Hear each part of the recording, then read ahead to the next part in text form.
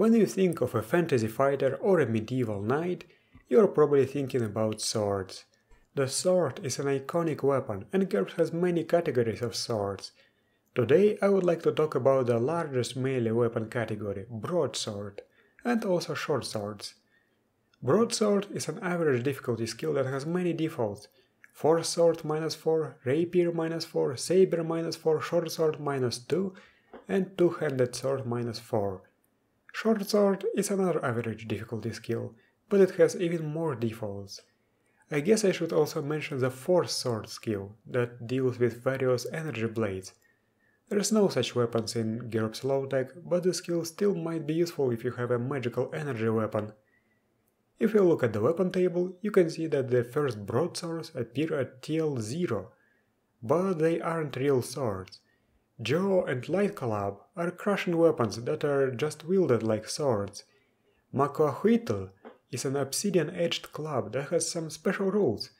If it parries or is parried by any weapon, or is used to strike DR 2 or higher, it suffers -1 to cutting damage until repaired.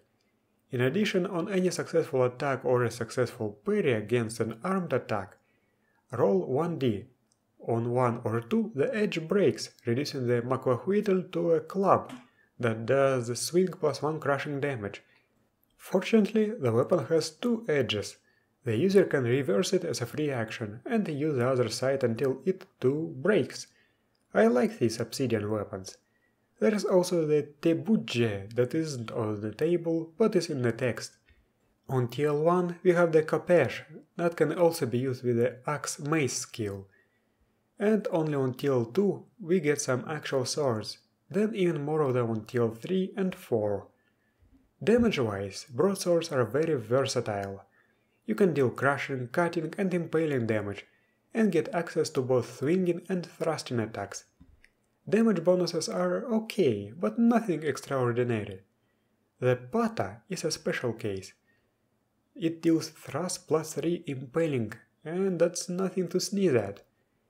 If you are observant, you probably notice that all broadswords have reach 1 on TL 0, 1 and 2, and only TL 3 and 4 have some swords that have reach 2.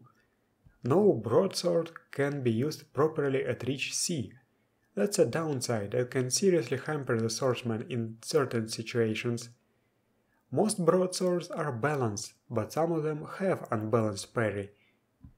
The average weight of a broadsword is around 3 pounds. This means that you shouldn't worry too much about having your weapon broken, unless you are facing somebody with a heavy two-handed axe or mace or a pole arm. Minimum strength requirements are also nice, from 9 to 11. Thus, even an average person should be able to wield most broadswords. Some swords have special features. For example, the Kopesh has a sharpened hook. The hook sword also has one alongside a hilt that can be used to punch. Pata and backsword have basket hilts that protect the hand and enhance punches. When using the S-stock, reduce penalty for targeting chinks in armor by -2. Some of the broadswords can be used in two hands, using the two-handed sword skill. These swords are Jaw, Bastard Sword, Bokken, Katana, Longsword, Thrusting Bastard Sword, and Late Katana. Finally, Shotel has -2 to hit, but also -1 to block and parry for the enemy. As you can see, the broadsword is a very versatile, good weapon, but it has a downside, the price. Broadswords are expensive, unless we're talking about TL0 Jaw and Light Club. For example, a thrusting broadsword costs $600, when the starting money at TL3 is only 1000. And if you want to have a balanced or a fine broadsword, you will have to pay much more. If you want a broadsword as your starting weapon and do not want to buy wealth, consider buying a cheap quality broadsword. Now let's take a look at the short sword. Just like broadsword, they appear at TL 0 with crushing batons and obsidian cutting weapons. However, proper short swords appear at TL 1, and the rest are TL 2 and 4 blades. The damage types are the same, but damage bonuses are obviously worse.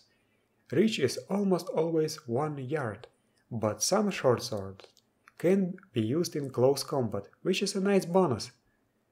All short swords are balanced, but short button has a penalty to parry. Most of the short swords are much lighter than broadswords and hence have lower strength requirements. Outliers here are the falchion and large quadrants that weigh as much as a broadsword. Short swords still are quite expensive, but much more affordable than the broadswords. Short swords do not really have any special features. They are just shorter, lighter and cheaper broadswords, and that's exactly why I decided to combine them in a single video. Aside from simply stabbing and swinging, what can you do with a sword? First, you can wield a sword in reverse grip. This way you improve your thrusting damage, feints and deceptive attacks, but hamper your reach and swinging attacks. However, using your reach 1 sword in reverse grip allows you to use it in close combat with no penalties, and that's great. Another way to drive off an enemy who has invaded your personal space is pummeling. In this case, you use unarmed combat skills to hit, but not putting a few points into unarmed combat skills usually is a big mistake, so that's fine. You can wield a sword in a defensive grip. This improves your parry against frontal attacks, but decreases it against side attacks, so use it only when fighting in single combat.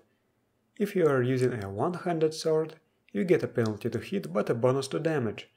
If you are using a broadsword that can also be used in two hands, such as a bastard sword, you decrease the breakage chance and hamper your attacks even further and decrease damage.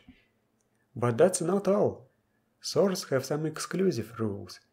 They have a second defensive grip. You can place a hand just behind the tip.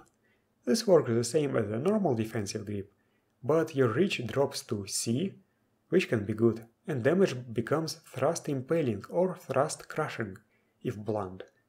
Swinging becomes impossible. However, when using this grip, you remove -2 from the penalty to target chinks in armor, and this bonus stacks with similar bonuses. So if you are using an S-stock in this grip, you remove -4 from the penalty to target chinks in armor. In some situations, you can also grip the sword by the blade and bash enemies with the hilt, or use the cross-piece with the hook technique. Using a sword this way requires a two-handed axe mace skill.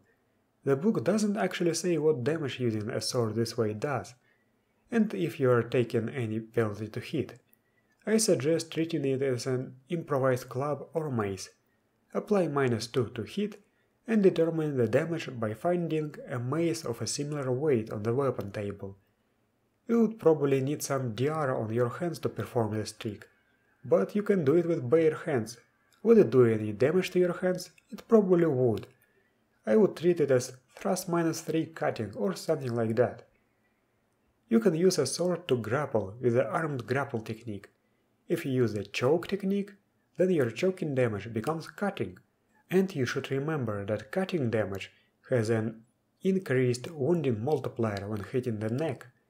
This rule is expanded to cover all armed grapples in GURPS Martial Arts Technical Grappling. GURPS Low-Tech Companion 2 has weapon customization rules, and many of them can be applied to swords.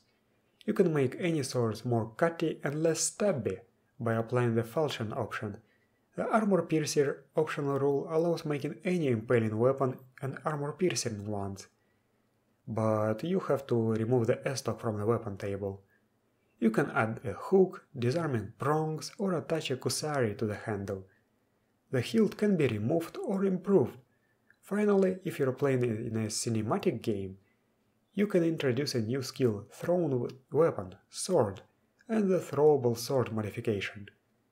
And that's it for this video. Swords might seem boring at first, but there's a reason why they are so popular. They are very versatile. They definitely have fewer special rules than most other weapons, but that doesn't mean that you cannot get tricky with them. Thank you for watching, and I'll see you next time.